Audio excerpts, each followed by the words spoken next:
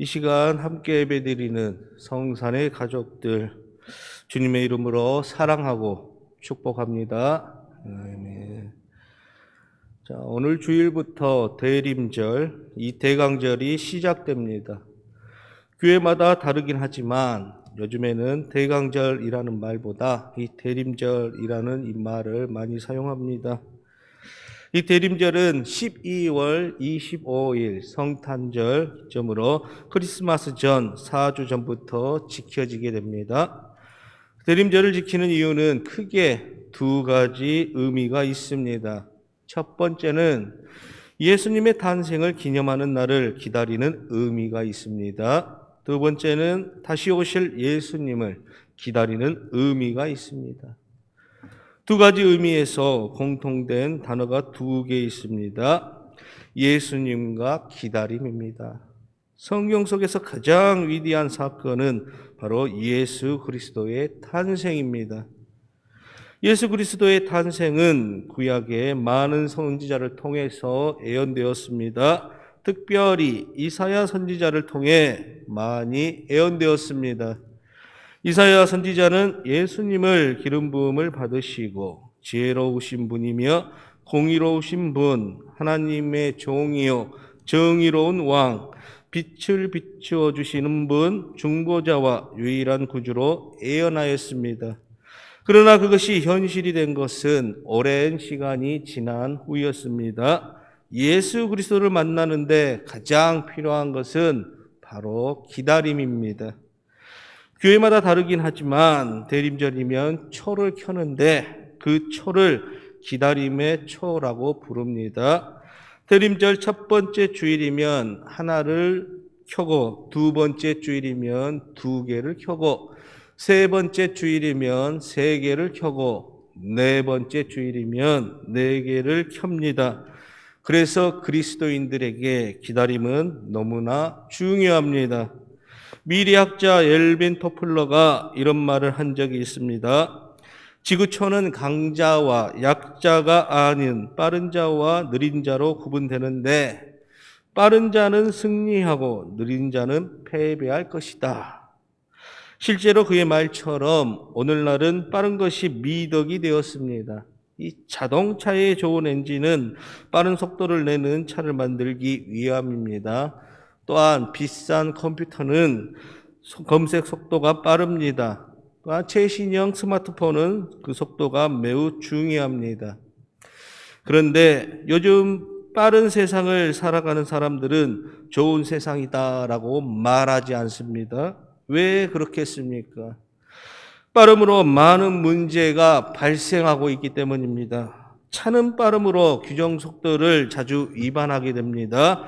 빠른 컴퓨터 또한 스마트폰은 많은 청소년과 사람들에게 게임 중독과 인터넷 중독에 빠지게 합니다. 그래서 요즘은 속도보다는 방향이다라는 말을 많이 사용합니다.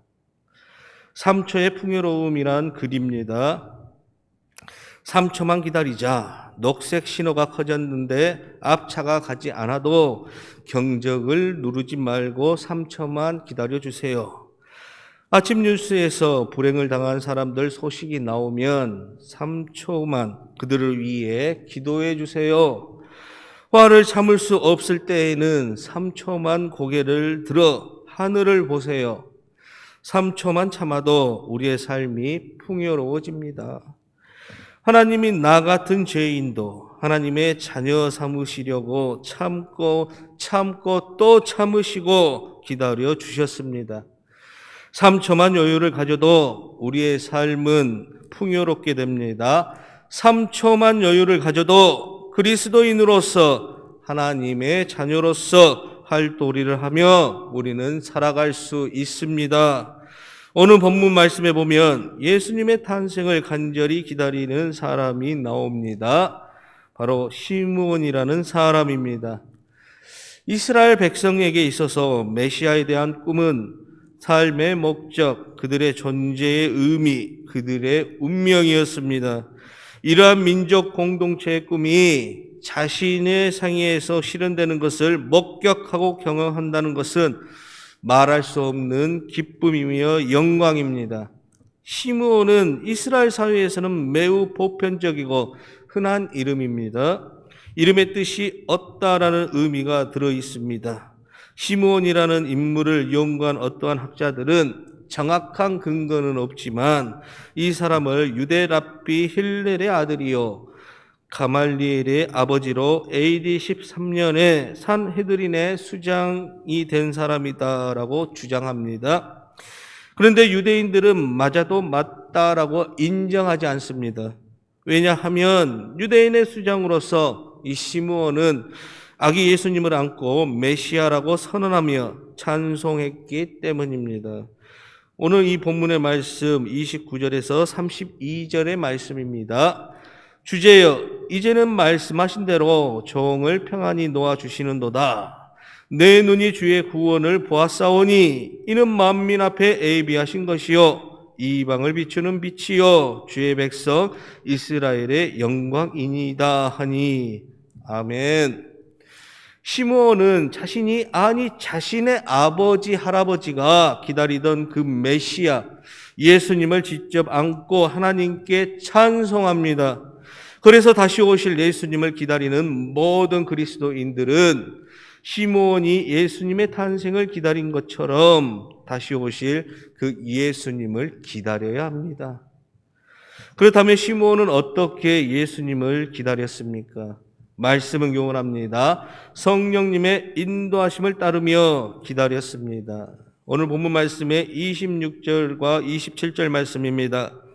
그가 주의 그리스도를 보기 전에는 죽지 아니하리라 하는 성령의 지시를 받았더니 성령의 감동으로 성전에 들어가매 마침 부모가 율법의 관례대로 행하고자 하여 그 아기 예수를 데리고 오는지라. 시므온은 주의 그리스도를 보기 전에는 죽지 아니하리라 라는 성령의 지시를 받습니다. 그리고 시므온은 성령의 감동으로 그 성전에 들어갑니다. 시므온의 삶은 항상 성령님의 인도를 받고 살아왔습니다. 모든 그리스도인들은 시므온처럼 항상 성령님의 인도를 받고 살아야 합니다. 왜냐하면 성령님의 인도하심은 바로 하나님의 뜻이요 하나님의 명령이기 때문입니다. 어떤 그리스도인들은 성령님의 인도하심을 내가 선택할 수 있는 일처럼 생각합니다. 내가 선택할 수 있는 것이 아니라 꼭 그렇게 살아야 하는 명령입니다. 에베소서 5장 17절에서 18절 말씀입니다. 그러므로 어리석은 자가 되지 말고 오직 주의 뜻이 무엇인가 이해하라. 술 취하지 말라. 이는 방탕한 것이니 오직 성령으로 충만함을 받으라. 아멘. 성령으로 충만함을 받으라. 즉 성령의 인도를 받아서 살라라는 말씀입니다. 사람이 아무리 풍부한 지식과 경험을 갖추었다 해도 하나님의 뜻과 계획을 알 수는 없습니다. 하지만 하나님의 뜻과 계획을 알고 따를 수 있는 방법이 있습니다. 바로 성령님의 인도하심을 받으면 가능합니다. 오늘 말씀에도 시므온이 성령님의 인도하심을 받음으로 하나님의 그 뜻과 하나님의 계획을 알 수 있었고 아기 예수님을 안아볼 수 있는 그 은혜를 받았습니다.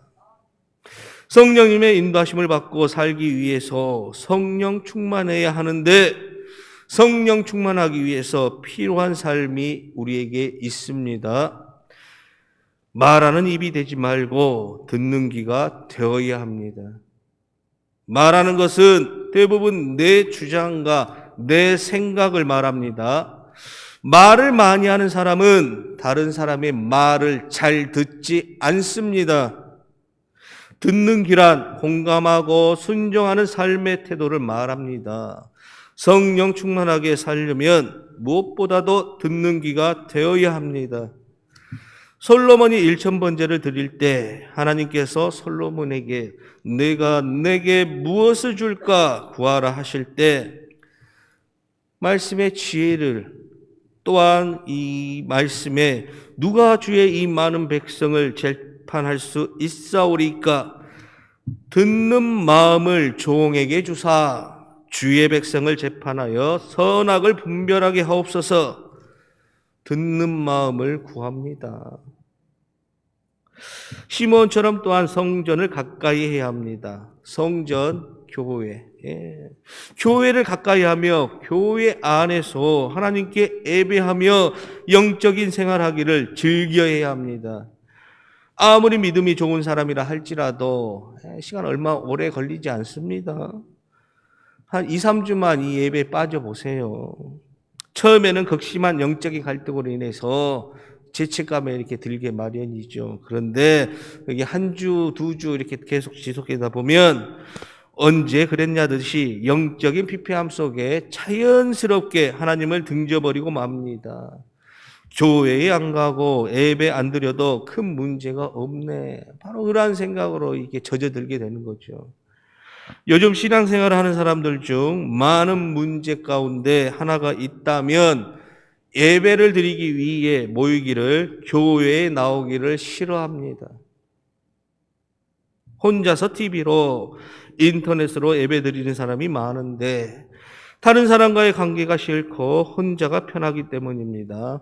요즘 또한 코로나 시대에 또한 핑계대기 아주 좋은 이 코로나로 인해서 교회, 그래서 코로나가 잠잠해지면 다시 교회에 나아가겠습니다. 그렇게 말하셨던 분들 중에서 다시 코로나가 이렇게 완화되고 이렇게 하셨을 때 나오신 분들이 과연 몇 분이나 될까요? 성령 충만한 사람의 원동력이 무엇인지 아십니까? 바로 예배입니다. 하나님을 향한 그 예배를 통해서 영적인 에너지를 공급을 받고 그 은혜로 주님과의 교제를 이루어 갑니다. 갈수록 교회는 주일에만 모이는 곳이다라는 이 생각이 확산되어져 가는 이때에 모이기를 힘쓰는 성도가 되어야 합니다. 말씀은 교훈합니다. 예수님을 의로운 삶으로 기다렸습니다. 오늘 본문의 말씀 25절의 말씀입니다. 예루살렘에 시몬이라 하는 사람이 있으니 이 사람은 의롭고, 의롭다라는 이 말은 단순히 좋다, 선하다라는 이 뜻보다는 원칙이나 이 기준에 합당하여 법적으로 하자 없음을 의미합니다.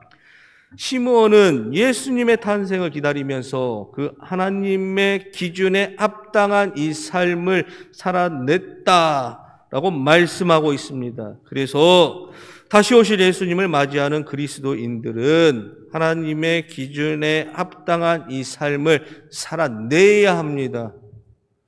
그런데 요즘 많은 그리스도인들이 하나님 앞이 아니라 사람들 위주의 신앙생활을 합니다. 자기 기준대로 하나님을 섬기는 사람들이 많이 있습니다. 아무리 많은 헌금을 하고 신앙생활을 할지라도 자기 기준대로 하나님을 섬기는 사람을 하나님은 기뻐하시지 않습니다. 어떤 왕이 업적을 크게 남기고 싶어서 이 큰 교회를 혼자 설계하고 필요한 건축비도 다 되어서 아주 훌륭하게 지었습니다. 그리고 교회 앞에 자기 이름을 새긴 큰 대리석판을 붙였습니다. 그런데 그날 밤 꿈에 한 천사가 나타나 왕의 이름판을 떼어버리고 다른 이름판을 붙였습니다. 깜짝 놀라 꿈에서 깬 왕은 신하를 시켜 꿈속에서 보았던 이름의 사람을 당장 찾아오도록 명했습니다. 얼마 후 왕 앞에 온 사람은 교회 언덕 밑에 사는 가난한 여인이었습니다. 왕이 조심스럽게 가난한 여인에게 물었습니다. 혹시 교회를 짓는데 바친 것이 있으면 솔직하게 말해보거라. 그러자 그 여인은 두려워 떨면서 대답했습니다. 저는 가난하여 바치고 싶어도 바칠 것이 없습니다. 다만 교회를 지을 제목을 나르는 말이 힘들어하기에 집 한 단을 먹이로 준 일이 있을 뿐입니다. 왕은 무릎을 딱 치며 말했습니다. 그렇구나. 나를 자랑하기 위해 드린 많은 공보다 진정한 마음을 담아서 수고한 한 줌의 볕단이 하나님을 더 기쁜 일이 되었구나. 하나님은 많고 적음을 보시는 분이 아니십니다. 하나님은 우리 마음의 중심, 기존의 신앙생활을 한 가난한 여인처럼 하나님을 기쁘시게 해야 합니다. 말씀은 교훈합니다. 시몬은 예수님을 경건한 삶으로 기다렸습니다. 25절 말씀입니다.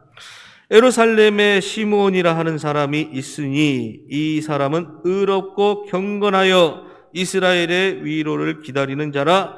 성령이 그 위에 계시더라.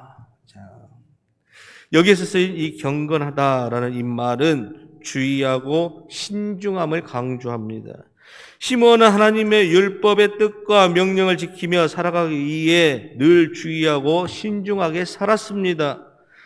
대부분의 사람은 육적인 일에는 주의하고 신중하면서도 이 영적인 일에는 주의하고 신중하지 못합니다. 주의하고 신중함은 마지막 때를 살아가는 우리 그리스도인들에게 아주 중요합니다. 왜냐하면 교회라 해도 똑같은 교회가 아니죠. 영이라 해도 똑같은 영이 아니기 때문입니다.